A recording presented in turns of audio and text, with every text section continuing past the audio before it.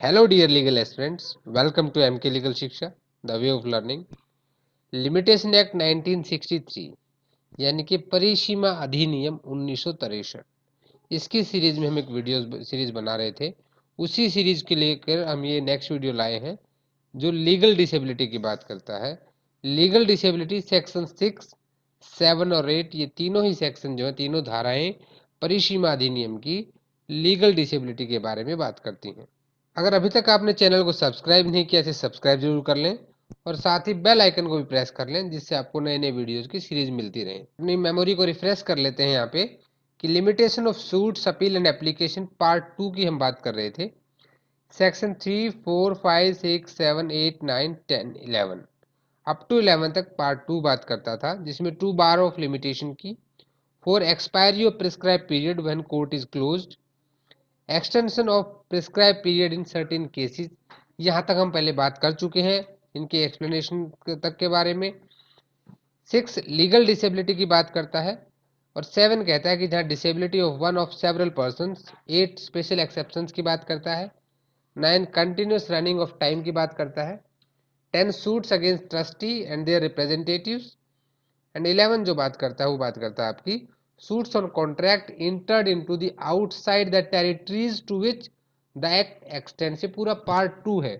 देखिए सेक्शन 3 हमारा general rule की बात करता है कि भाई जब किसी भी सूट पर, अपील पर या एप्लीकेशन पर अगर बार पीरियड ओवर हो जाता है तो उसको अलाउ नहीं करना है।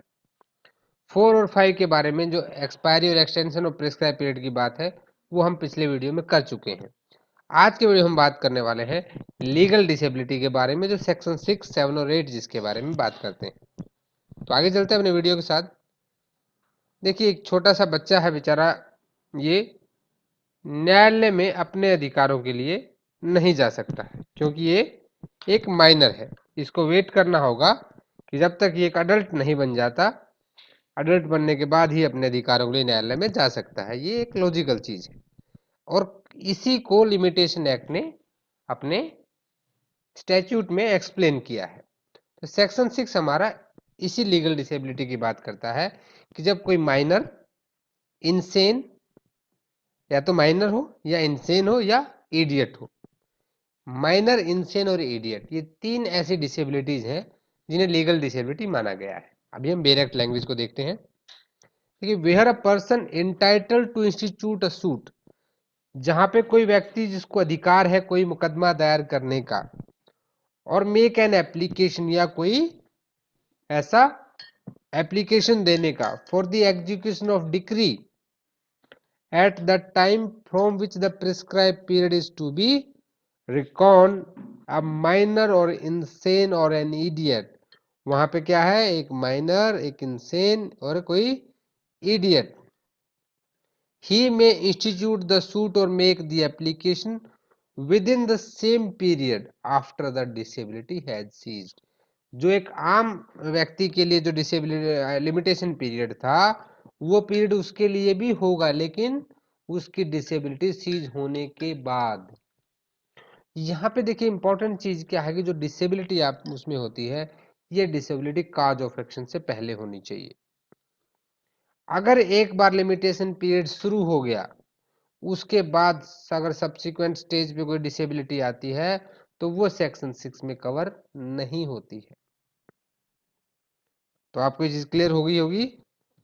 चलिए सब सेक्शन 2 देखते हैं सेक्शन 6 का, कि where such person is at the time from which the prescribe period is to be reckon affected by two such disabilities. मान लीजिए कोई व्यक्ति जब भाई जब टाइम पीरियड शुरू होना था, उस टाइम पे जब लिमिटेशन पीरियड शुरू होना था, मान लीजिए आज से उसका लिमिटेशन पीरियड शुरू है और आज वो 2 डिसेबिलिटी से अफेक्टेड है।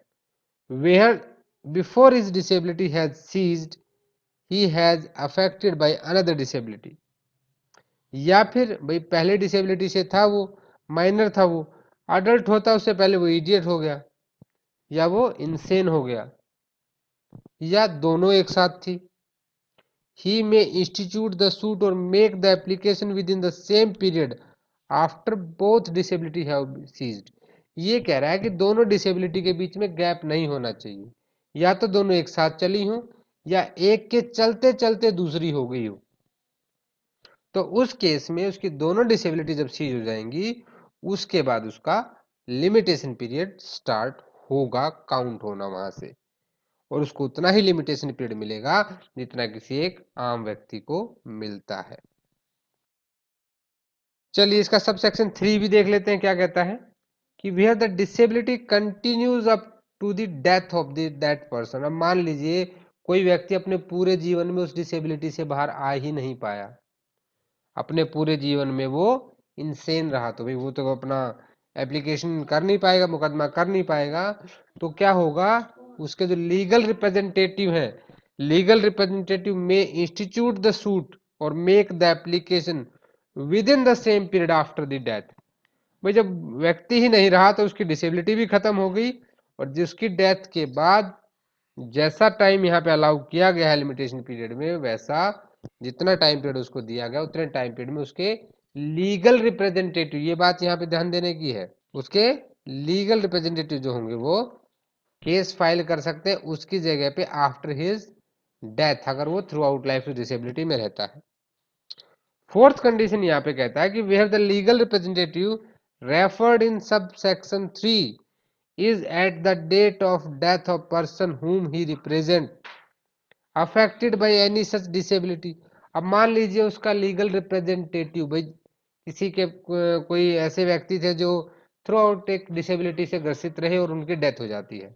अब जिस दिन उनकी डेथ होती है उनका लीगल रिप्रेजेंटेटिव भी किसी डिसेबिलिटी से, जो डिसेबिलिटी हमने यहाँ बात की वो किसी डिसेबिलिटी से अफेक्टेड है, तो उसके ऊपर भी जो हमने अभी सब सेक्शन 1 और सब सेक्शन 2 देखा है वो अप्लाई होंगे। यानी कि अगर एक डिसेबिलिटी है तो उसके सीज होने के बाद, अगर दो डिसेबिलिटी एक साथ है या पहली के चलते चलते दूसरी आ जाती है, तो उनके सीज होने के बाद वो अप्लाई कर पाएगा। अभी सब सेक्शन 5 देखिए क्या कहता है कि where a person under disability dies after the disability cease. मान लीजिए अभी 4 में हमने कहा था कि वो डिसेबिलिटी के दौरान ही उसकी मृत्यु हो जाती है, लेकिन डिसेबिलिटी सीज हो गई और उसकी सीज होने के बाद मृत्यु हो गई, लेकिन जब मृत्यु हुई तो वो विद इन द पीरियड थी, भाई उसका लिमिटेशन पीरियड बचा हुआ था। मान लीजिए आज उसकी लिमिटेशन पीरियड सीज होती है, उसको 90 डेज का कोई लिमिटेशन पीरियड मिला हुआ है वो सूट फाइल करने के लिए, वो एप्लीकेशन देने के लिए, तो इन दैट कंडीशन उसकी 90 डेज के अंदर ही मृत्यु हो जाती है, 1 महीने बाद होगी डेथ, तो 2 महीने तो अभी भी बचे हुए थे। तो उस केस में क्या होगा कि उसको जो लीगल रिप्रेजेंटेटिव है वो इंस्टीट्यूट कर सकते हैं सूट को, एप्लीकेशन दे सकते हैं with in the same period after the death. जितना समय बचा है उतने समय के अंदर, यानी ऐसा नहीं है कि भाई उसकी डेथ सीज हो गई थी तो नहीं दे सकता। मान लीजिए अगर 3 महीने का लिमिटेशन पीरियड था 90 डेज का और उसकी 30 डेज के बाद डेथ हो जाती है विद इन 30 डेज, 60 डेज तो बचे हैं ना, तो बचे हुए टाइम में उसका लीगल रिप्रेजेंटेटिव वो एप्लीकेशन दे सकता है, वो सूट फाइल कर सकता है, और इसको ऐसा ही माना जाएगा अगर वो व्यक्ति नहीं मरा होता तो उसको ऐसे ही ट्रीट किया जाए मान लो व्यक्ति नहीं मरा होता। अब एक्सप्लेनेशन देख लेते हैं सेक्शन 6 की यहाँ पे। For the purpose of this section minor includes a child in the womb. माँ के गर्भाशय में जो बच्चा होता है उसको भी माइनर माना गया है इस सेक्शन के पर्पज के लिए। चलिए अब सेक्शन 7 देखते हैं हम। सेक्शन 6 की पांचों कंडीशन आपने अच्छे से समझ ली होंगी। अगर आपको कोई भी इनसे रिलेटेड डाउट है तो मुझे कमेंट करके बताएं। अब चलते हैं सेक्शन 7 में, disability of one of several person. मान लीजिए जहाँ कई सारे व्यक्ति उनमें से कोई एक डिसेबल है, जहाँ पे आपने देखा होगा नंबर ऑफ डिफेंडेंट्स या नंबर ऑफ प्लेंटिफ हो सकते हैं, उनमें से कोई एक व्यक्ति है जो डिसेबिलिटी में है।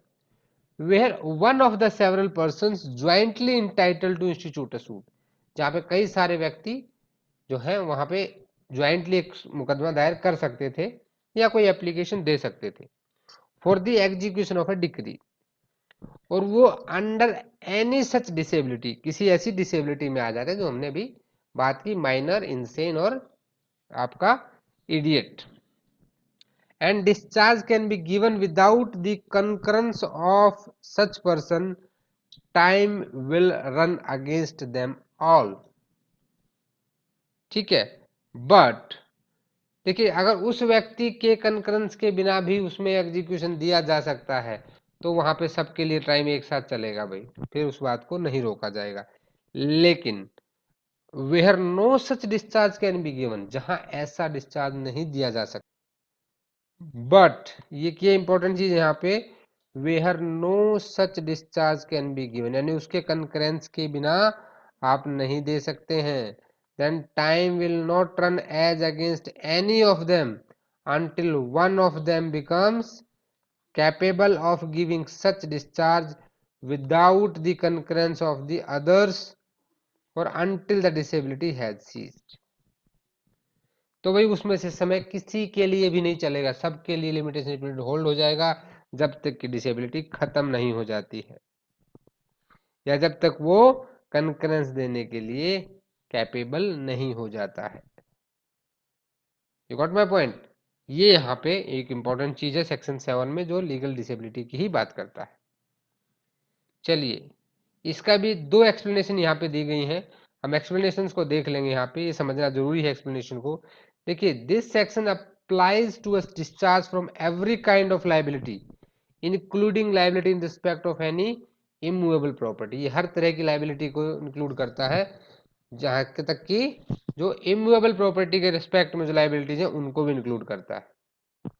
एक्सप्लेनेशन 2 क्या कहती है कि for the purpose of this section the manager of a Hindu undivided family governed by Mitaksha law shall be deemed to be capable of giving a discharge without the concurrence of the other members of the family only if he is in management of the joint family property।